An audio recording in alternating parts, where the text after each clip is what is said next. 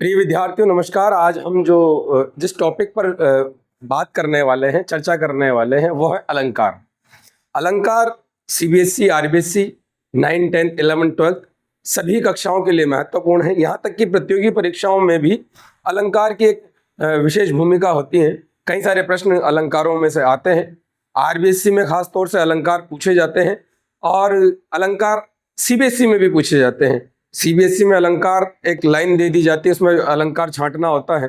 और आरबीएसई में जब आप व्याख्या करते हैं तो व्याख्या में से आपको जब विशेष लिखते हैं तो अलंकार महत्वपूर्ण रूप से लिखना होता है कि कौन सा अलंकार इस कविता में या इस काव्य बंद में उपयुक्त हुआ है या प्रयोग किया गया है।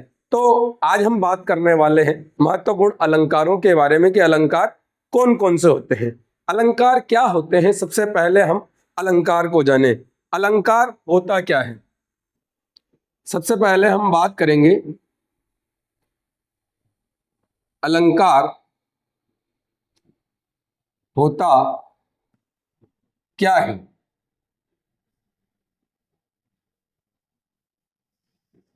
अब आप जैसे ही अलंकार की बात करेंगे तो आपके दिमाग में कई सारी चीजें आएंगी। हाँ, हिंदी में एक अलंकार होता है, कविताओं में प्रयोग होता है, लेकिन अलंकार शब्द आया कहाँ से? अलंकार किस चीज के लिए प्रयोग किया जाता है? अलंकार मुख्य रूप से बच्चों आभूषण के लिए प्रयोग किया जाता है। किसके लिए प्रयोग किया जाता है? आभूषण के लिए। यानी कि जो स्त्रियां पहनती हैं, जो पुरुष पहनते हैं कई जनजातियों में, उन्हें हम अलंकार कहते हैं। यानी कि एक स्त्री के जो शोभा बढ़ाने वाले तत्व होते हैं, जिनसे स्त्री की शोभा बढ़ती है, जिससे स्त्री के सौंदर्य का और विकास होता है, उसका सौंदर्य और अच्छा निकल कर सामने आता है, वो सारे तत्व क्या कहलाते हैं बच्चों? अलंकार कहलाते हैं। अब यहाँ पर अगर हम हिंदी भाषा में अलंकार के बारे में बात करें तो अलंकार होता क्या है? जिस प्रकार आभूषण स्त्रियों के शोभा बढ़ाता है या स्त्रियों के सौंदर्य का और बढ़ा देता है, उसी प्रकार अलंकार हिंदी के अंदर काव्य के तत्वों को, काव्य के तत्वों में समाहित होकर उनमें, उनके सौंदर्य में, उनके रसास्वादन में और ज्यादा भाव उत्पन्न कर देता है, उन्हें और ज्यादा बढ़ा देता है। यानी कि हम एक प्रकार से यह कह सकते हैं कि काव्य की शोभा बढ़ाने वाले तत्वों को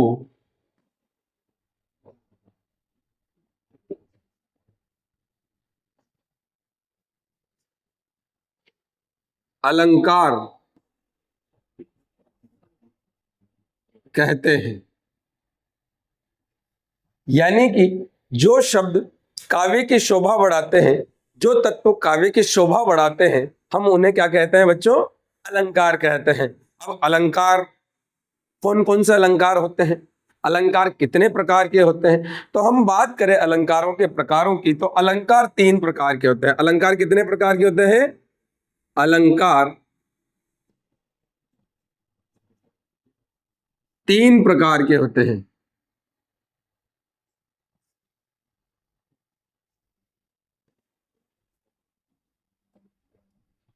कितने प्रकार के होते हैं अलंकार? 3 प्रकार के। 3 प्रकार के कौन कौन से? Number 1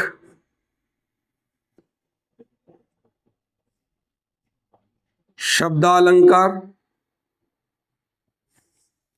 number 2 अर्थालंकार,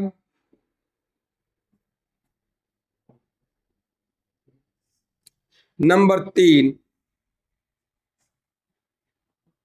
उभयालंकार।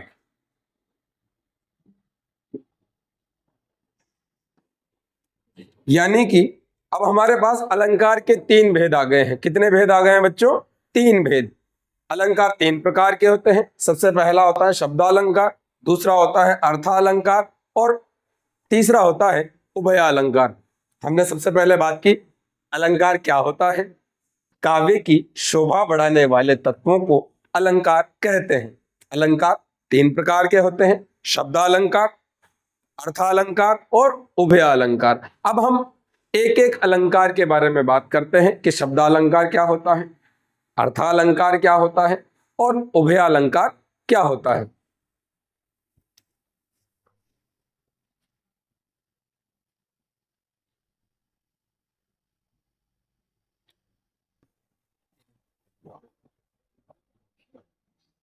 अगर हम सबसे पहले बात करें शब्दालंकार की,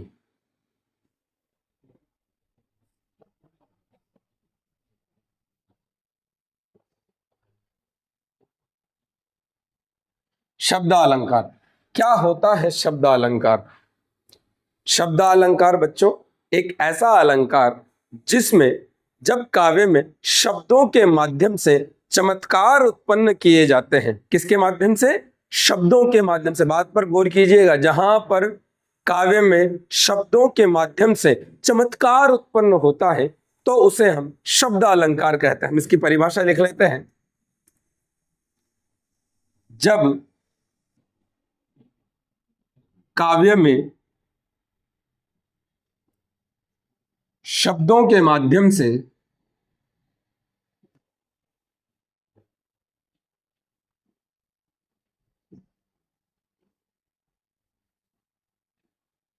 चमत्कार उत्पन्न होता है तो उसे शब्दालंकार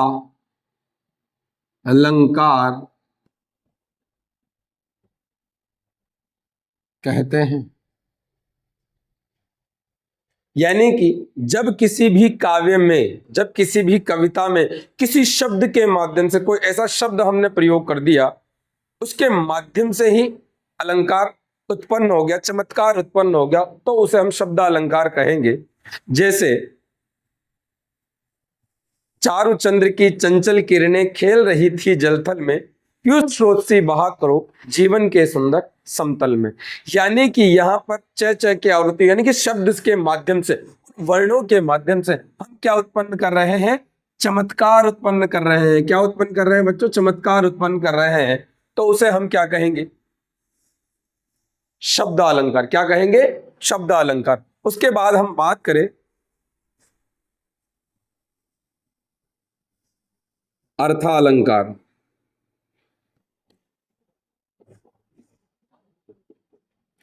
अर्थालंकार, अब यहां पर काव्य के किसी भी, काव्य के किसी भी तत्व में जब शब्द के माध्यम से चमत्कार उत्पन्न न करके उसके अर्थ के माध्यम से, शब्द कोई सा भी ले लो, जैसे शशि ले लो, चंद्रमा ले लो, चांद ले लो, यानी कि उस शब्द के अर्थ से, न कि उस शब्द से, यानी कि शब्द के अर्थ से जहां पर चमत्कार उत्पन्न होता है तो उसे हम क्या कहेंगे? अर्थालंकार कहेंगे।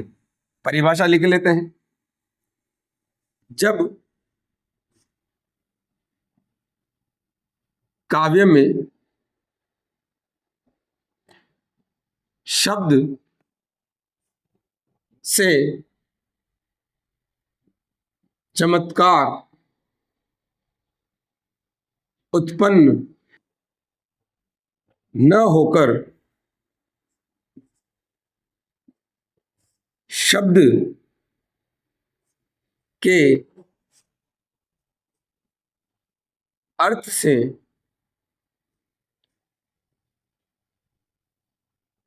चमत्कार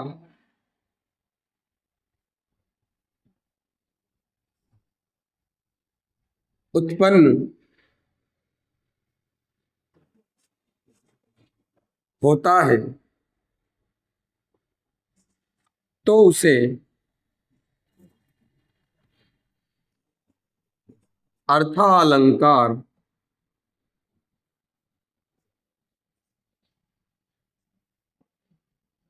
कहते हैं।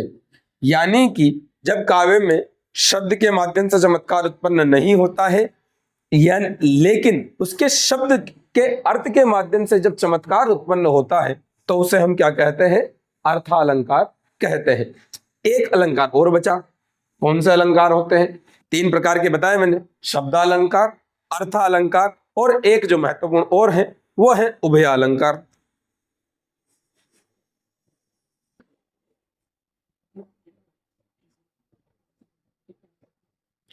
उभयालंकार क्या होता है? उभयालंकार जहां पर शब्द के माध्यम से भी चमत्कार उत्पन्न होता है और साथ में उसके अर्थ के माध्यम से भी चमत्कार उत्पन्न होता है, तो उसे हम उभयालंकार कहते हैं। देखिए कैसे होता है, इसकी परिभाषा लिख लेते हैं पहले। जब काव्य में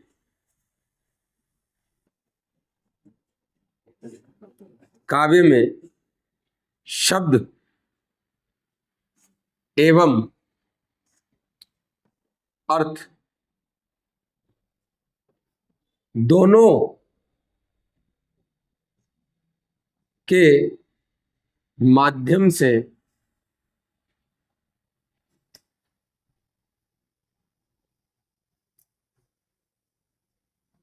चमत्कार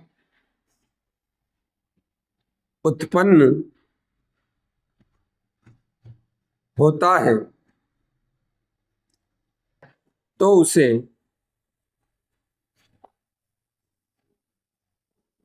उभयालंकार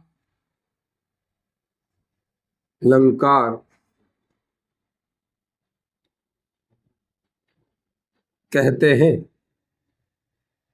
यानी कि जहां पर काव्य में शब्द और अर्थ दोनों से ही चमत्कार उत्पन्न होता है तो उसे हम उभयालंकार कहते हैं। अब हिंदी में कई सारे अलंकार हैं, इन सब के अंदर कई सारे भेद हैं। अब हम उन भेदों की चर्चा करेंगे। आगे हम एक एक अलंकार के बारे में चर्चा करते हैं। कौन सा उपमा अलंकार होता है, अलंकारों के नाम आपने सब लोगों ने सुन रखे हैं। कौन से उपमा होते हैं, कौन सा अनुप्रास होता है, कौन सा उत्प्रेक्षा होता है, कौन सा उदाहरण अलंकार होता है, कौन सा पुनरुक्ति होता है, इन सब के बारे में हम अब विस्तृत चर्चा करते हैं। हम बात करते हैं अलंकारों के भेदों की। अलंकार के कई सारे प्रकार होते हैं, कई तरह के अलंकार होते हैं। जो सबसे पहला अलंकार हमारे सामने आता है वो आता है अनुप्रास अलंकार। अनुप्रास अलंकार। अनुप्रास अलंकार होता क्या है?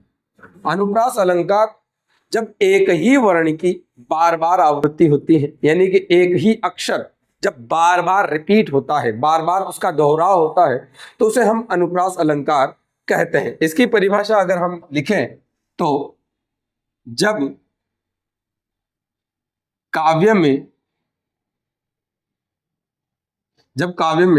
एक ही वर्ण की बार बार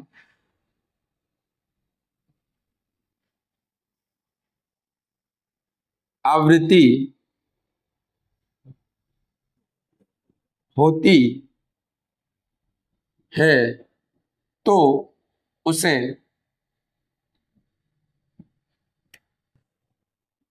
अनुप्रास अलंकार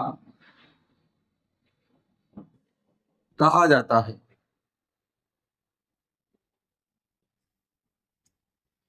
कैसे? चारु चंद्र की चंचल किरणें खेल रही थी जलथल में, पीयूष स्रोत सी बहा करो जीवन के सुंदर समतल में। या फिर चंदू के चाचा ने चंदू की चाची को चांदनी चौक में चांदनी रात में चांदी की चम्मच से चटनी चटाई। या फिर खड़क सिंह के खड़कने से खड़कती हैं खिड़कियां, खिड़कियों के खड़कने से खड़कता है खड़क सिंह। यानी कि एक ही वर्ण की बार बार आवृत्ति होती है। इसका उदाहरण देख लेते हैं। उदाहरण है चारु चंद्र की चंचल किरणें खेल रही थी जल थल में। अब यहां पर च च च च यानी कि एक ही वर्ण की आवृत्ति बार बार हो रही है। यानी कि जब एक ही वर्ण की आवृत्ति बार बार होती है तो उसे हम अनुप्रास अलंकार कहते हैं। अब अनुप्रास अलंकार के भी भेद होते हैं। कौन कौन से होते हैं? सबसे पहले आता है नंबर 1, छेका अनुप्रास। कौन सा अनुप्रास? छेका अनुप्रास। नंबर 2 पे आता है वृत्त्यानुप्रास। नंबर 3 पे आता है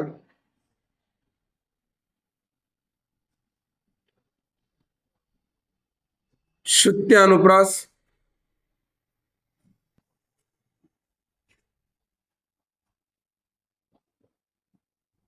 और नंबर 4 पर आता है बच्चों अंत्यानुप्रास।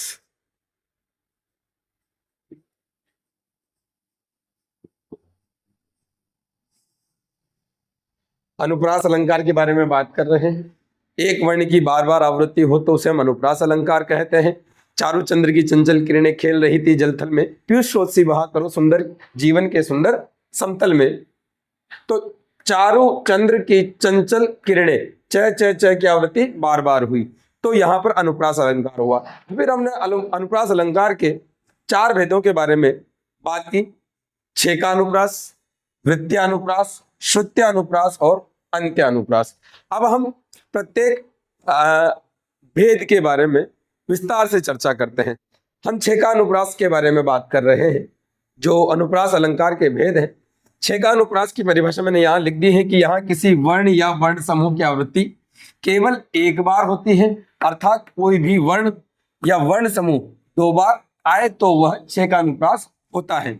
उदाहरण के लिए, इस करुणा कलित हृदय में अब विकल रागनी बसती, तो यहां पर करुणा और कलित क की आवृत्ति केवल 1 या 2 बार हुई है, एक ही बार पुनः आवृत्ति हुई है, तो इसे हम छेकानुप्रास अलंकार कहेंगे। इसके बाद जो अलंकार आता है वो आता है वृत्त्यानुप्रास।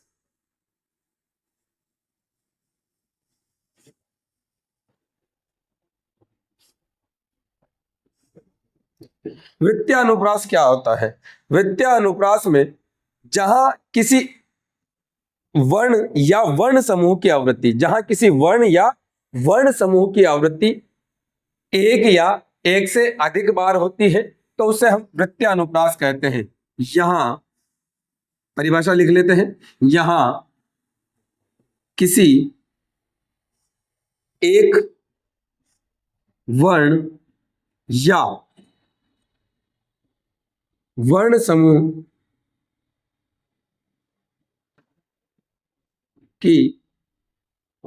आवृत्ति 1 या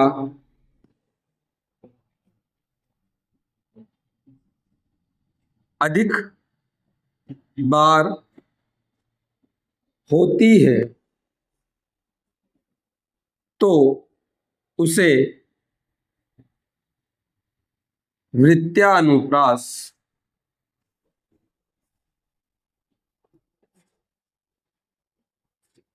कहा जाता है।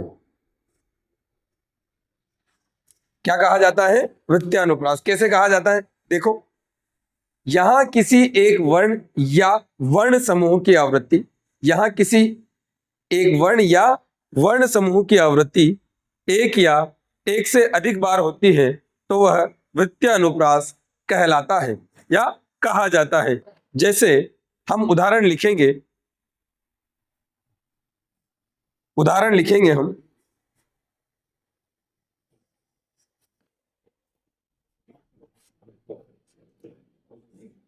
तरनी, तनुजा, तमाल, तट, तरुवर, बहुछाये। अब आप देखिए, त त त त त, यानी कि एक ही वर्ण की आवृत्ति 1 से अधिक बार हुई है जिससे काव्य में चमत्कार उत्पन्न हो रहा है तो वह वृत्यानुप्रास कहलाएगा। वृत्यानुप्रास जहां किसी वर्ण की आवृत्ति या वर्ण समूह की आवृत्ति एक या एक से अधिक बार होती है तो उसे हम क्या कहते हैं, वृत्यानुप्रास कहते हैं। उदाहरण देखा हमने, तरणी तनुजा तमाल तट तरुवर बहु छाए, यानी कि त की आवृत्ति एक से अधिक बार हो रही है तो वह वृत्या अनुप्रास कहलाएगा। मित्रों, अब जो अलंकार आता है वो अनुप्रास अलंकार का तीसरा भेद है, उसका नाम है श्रुत्य अनुप्रास। श्रुत्य अनुप्रास। श्रुत्य अनुप्रास होता क्या है? श्रुत्य अनुप्रास का मतलब होता है जब एक ही उच्चारण स्थान से किसी वर्ण की आवृत्ति, एक ही उच्चारण स्थान पर उच्चरित होने वाले वर्णों की आवृत्ति होती है तो उसे हम श्रुत्य अनुप्रास कहते हैं। परिभाषा लिख लेते हैं, जब एक ही उच्चारण स्थान से उच्चरित होने वाले, एक ही उच्चारण स्थान से उच्चरित होने वाले वर्णों की आवृत्ति होती है तो वह श्रुत्य अनुप्रास, श्रुत्य अनुप्रास अलंकार कहलाता है। उदाहरण देखेंगे इसका। उदाहरण है, दिनांक था, थे, दिन गए, बीत। यानी कि जिस प्रकार क्या कहा गया है कि एक ही उच्चारण स्थान, उच्चारण स्थान क्या है? उच्चारण स्थान के बारे में अगर हम बात करें तो उच्चारण स्थान जैसे मान लीजिए कंठ्य, कंठ्य, कंठ्य से उच्चारण होने वाला क्या है? क, ख, ग, घ, ङ। इस प्रकार इसी का देख लेते हैं, त, थ, द, ध, न। ये सब कहां से उच्चारित होते हैं? दंत से। कहां से उच्चारित होते हैं?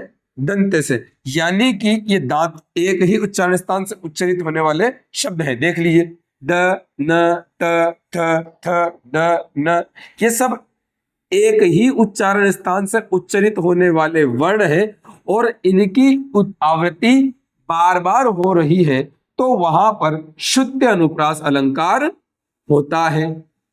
आया कि नहीं आया समझ में मित्रों? क्या कहना चाहता हूं कि जब एक ही उच्चारण स्थान से उच्चरित होने वाले वर्णों की आवृत्ति होती है तो वहां पर कौन सा अलंकार होता है? श्रुत्य अनुप्रास अलंकार होगा। उदाहरण के लिए, दिनांत था, थे, दिन बीत गए, तो उच्चारण स्थान क्या होता है? कंठे, तालव्य, मूर्धन्य, अलग अलग उच्चारण स्थान हमारे हिंदी में बताए गए हैं। तो उच्चारण स्थान, एक ही उच्चारण स्थान से प्रयुक्त होने वाले वर्ण एक ही पंक्ति में प्रयुक्त हो जाए तो वहां पर श्रुत्य अनुप्रास अलंकार होगा। इसके बाद एक और अलंकार आता है, ये तीसरे नंबर का था, ये चौथे नंबर का है अनुप्रास में, वो आता है अंत्य अनुप्रास। अंत्य अनुप्रास।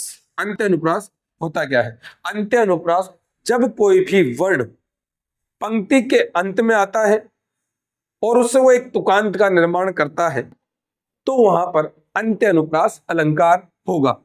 उदाहरण के हम इसकी परिभाषा लिख लेते हैं, जब कोई वर्ण पंक्ति के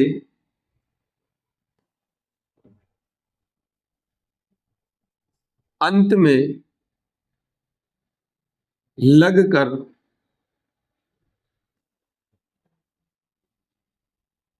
तुकांत का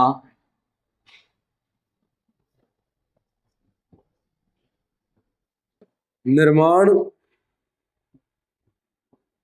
करता है तो वह अंत्यानुप्रास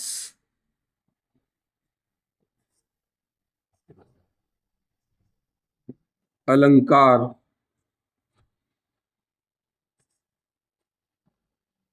कहलाता है। उदाहरण देख लेंगे इसका।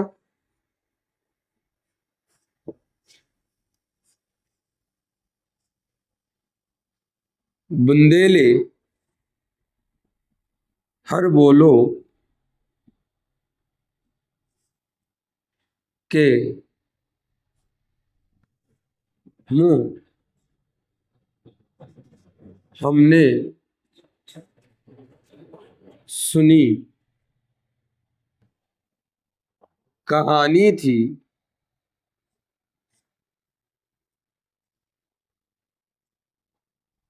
खूब लड़ी मर्दानी वह तो